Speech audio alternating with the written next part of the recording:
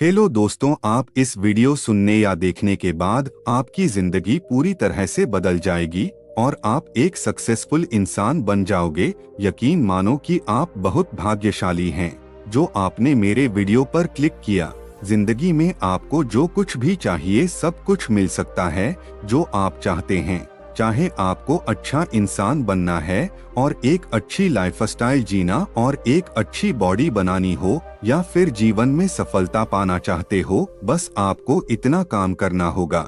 आपको ही आप मेरे वीडियो को पूरा देखें और ध्यान लगाकर देखें। इसमें बता गए उपाय आप सभी को मात्र 60 दिनों तक आपको फॉलो करना है। जी हाँ, मात्र 60 दिन। तो अगर आप अपने शक्तिशाली वीर्य को यूं ही बर्बाद कर रहे हो तो जीवन को क्यों बर्बाद की ओर ले जा रहे हो? क्योंकि मनुष्य के वीर्य में नए जीवन देने की ताकत होती है। मनुष्य यदि इसे बचा ले तो वह भूत, भविष्य और वर्तमान समय में होने वाली सभी घटनाओं को यूं ही जा सकता है और समझ सकता है।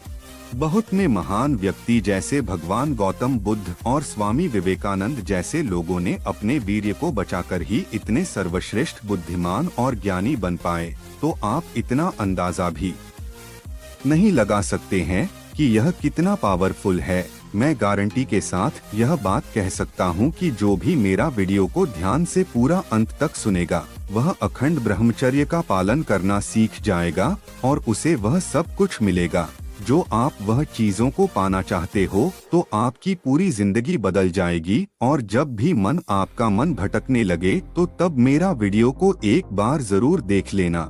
यदि आपको लगे तो वीडियो को सेव करके रख लीजिए। ईश्वर ने हमें मनुष्य का जीवन इसलिए दिया है ताकि इसका सदुपयोग करना कि दुरुपयोग, जैसा कि आप जानते होंगे। मनुष्य जीवन 84 लाख यानी के बाद मिलता है, परंतु लोग अपने शरीर को क्यों बर्बाद कर रहे हैं नहीं पता और गलत या सही काम करते हैं। पुरुष को स्त्री शरीर चाहिए और स्त्री को पुरुष शरीर चाहिए और लोग इसी मोह माया में फंसे हुए हैं। लेकिन आप एक ब्रह्मचर्य का पालन करते तो बड़ी बड़ी मुश्किलों को आसानी से उसे पार कर सकते हैं, क्योंकि आपके अंदर सुख में जीवन जीता है। कई लोग ब्रह्मचर्य का पालन करने में विफल हो जाते हैं क्योंकि वह इसके बारे में पूरी तरह से अवगत नहीं होते हैं। तो आइए जानते हैं वीर्य एवं ब्रह्मचर्य का सही से पालन कैसे करें। ब्रह्मचर्य के लिए अपने पांचों इंद्रियों पर संयम करना होगा। ब्रह्मचर्य में मार्ग पर, अध्यात्म के मार्ग पर और आनंद के मार्ग पर चलना चाहते हो तो एक इंद्री के संयम के लिए पांचों इंद्रियों पर संयम करना चाहिए। ब्रह्मचर्य की रक्षा तभी इंसान के आ सकता है जब सर्व भावे ब्रह्मचर्य होगा। सर्व तो भावे का मतलब नेत्र का ब्रह्मचर्य करना होगा, और जो नेत्र किसी भी देखकर भोग कामना कर लेते हैं। इसलिए सबसे पहले नेत्र का ब्रह्मचर्य शुरू करें। आप वह चीजों को नहीं देखनी है और वह बातें नहीं पढ़नी, वह दृश्य नहीं देखनी जिसमें आपको अंदर काम वासना जागृत हो जाए। और अगर कोई पशु पक्षी भी मैथुन कर रहा है और अचानक आपका ध्यान उस पर गया तो उस प्रकार की क्रिया आपके भी अंदर उत्पन्न हो जाएगी। और मान लीजिए एक बार अगर देख भी लिया तो कोशिश करें कि दोबारा आपका वहां ध्यान नहीं जाना चाहिए, वरना ज्यादा उसके और आकर्षित हो सकते हो और आपका ब्रह्मचर्य टूट जाएगा। और आपको इस बातों को बिल्कुल ध्यान में रखना होगा कि वाणी का ब्रह्मचर्य भी बहुत बड़ा प्रभाव डालता है। यदि आप किसी के सुख से अश्लीलता और गंदी बातों और कामुक बातें करेंगे तो अपने वाणी से शरीर वाली बातों करेंगे तो आपका ब्रह्मचर्यता, चाहे वह स्त्री शरीर धारक हो या पुरुष शरीर से किए गए विचार से आपका ज्ञान इंद्री का भी विचार खत्म हो जाएगा। आप उसे रोक नहीं पाओगे और इसलिए वाणी से आप कोई वार्तालाप ना कीजिए जिससे आपके अंदर काम वासना बढ़े और गंदी बातों या विचार की बातें, और अपने लिए सही बातों सुनो कि जिसमें हमारे हृदय में कामना जाग जाए, बिल्कुल ना करें। धर्म की बात, अपने आराध्य देव की बात, शास्त्र से सद बातें करें। कोई ऐसा मित्र है या हमारे साथ में रहने वाला है, किसी भी साधक को लेकर अपना मित्र बात कर रहा है तो आप उनसे दूर हो जाओ, नहीं तो आप उन्हें समझा दो कि आप इस प्रकार की बातें ना करें। अगर आपको कोई और बात करनी है तो ईश्वर की बातें करें। आप सगर वेद ब्रह्मचर्य, भाव नींद का ब्रह्मचर्य, नेत्र इंद्री का ब्रह्मचर्य और तिवारी इंद्री का ब्रह्मचर्य, किसी को स्पर्श मत करें, तो ही हमारी त्वरित काव्य विचार ना होने पाए। हम जहाँ जहाँ आश्वस्त हो रहे हैं उसमें केवल और केवल भ्रम है। शरीर के द्वारों में कहीं सुख है, गृहित द्वारों में कहीं सुख है नहीं। अगर उसके भोगने के बाद हृदय कह देता कि अब कुछ ना चाहिए, तब सही हो सकता है, लेकिन फिर से वही मन करने लगता है, क्योंकि तृप्ति नहीं होती है। जो जितना भोग कर रहा है वह उतना ही दुखी है। यदि आप किसी भी तरह से हस्त, मैथुन आदि के द्वारा गंदे दृश्य देखकर, गंदी क्रियाओं के द्वारा आप खुद नाश कर रहे हो, तो आप ना ही करें, तो आप लोक में सुखी रहोगे और ना कि परलोक में। ब्रह्मचर्य का पालन कैसे करें? ब्रह्मचर्य का रक्षा करने के लिए पहले तो निश्चय करना होगा कि आप अनुशासन में रहे, और जिस वीर्य जीवन शक्ति है, चाहे आप जितना उसे निकाल रहे हो, तो आपको ऐसा नहीं करना चाहिए। नहीं तो आप सुखों कभी नहीं मिलेगा, बल्कि दुख ही मिलेगी। आपको थोड़े दिन वीर्य का पालन करके देख लो और आपको पता चलेगा कि अब मेरा जीवन सही चलने लगेगा और आपकी परेशानी दूर हो जाएगी। आपको मालूम होगा कि वीर्य निकलने के बाद अथवा वीर्य नष्ट होने के बाद आपको अपने पर बहुत ही घृणा आया और आपको लगता है मैंने ऐसा क्यों किया, यह सब बेकार है, घृणा होने लगता है।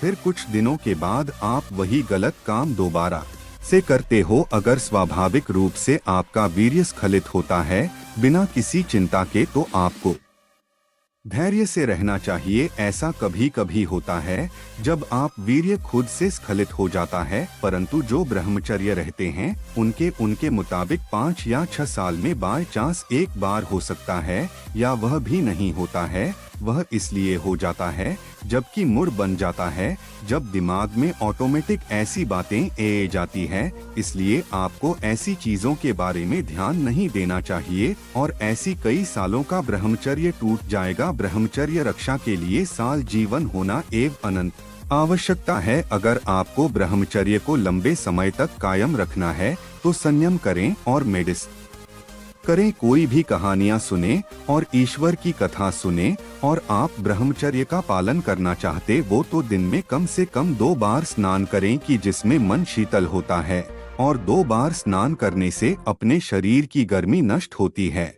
और आपके कपड़े स्वस्थ होने चाहिए, पवित्र होने अनिवार्य है। भले आप गरीब या अमीर हो, लेकिन कपड़े भले ही फटे हो, भले पैसे कम वाली हो, लेकिन पवित्र होनी चाहिए और स्वस्थ कपड़े होने चाहिए। और खाना खाने के बाद तुरंत बाद स्नान न करें। नहाने के दौरान खुशबूदार साबुन का यूज ना करें, इसमें अंदर काम वासना होती है और साबुन की सुगंध के कारण अधिक गर्म पानी से नहाना ब्रह्मचर्य में लिए हानिकारक है। नहाने के बाद शरीर को रगड़ करके पहुँच ब्रह्मचर्य के लिए भोजन से सुधार होना जरूरी है और अन्यत आवश्यकता है। दिन में आप हल्का भोजन ही करें। अगर आप ज्यादा भोजन करते हैं तो यह भी ब्रह्मचर्य पर प्रभाव ज्यादा डालता है। तात्विक आहार ही ब्रह्मचर्य के लिए सही रहता है। गर्म खाना खाने नहीं चाहिए, चाहे वह सात्विक ही क्यों ना हो, अन्यथा वह तामसिक बन जाए। और ब्रह्मचर्य का पालन करने के लिए आंतरिक भावना होनी चाहिए